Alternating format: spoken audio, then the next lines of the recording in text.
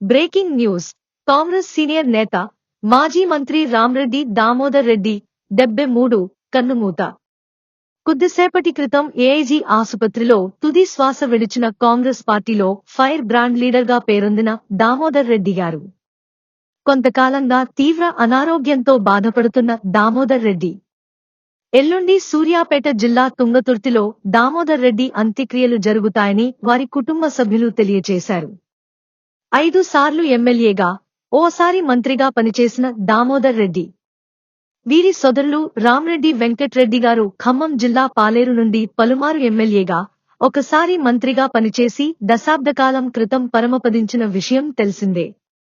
తుంగతుర్తి, సూర్యాపేట నియోజకవర్గాల నుంచి ప్రాతినిధ్యం వహించిన దామోదర్ రెడ్డి ఒకసారి మంత్రిగా కూడా పనిచేశారు.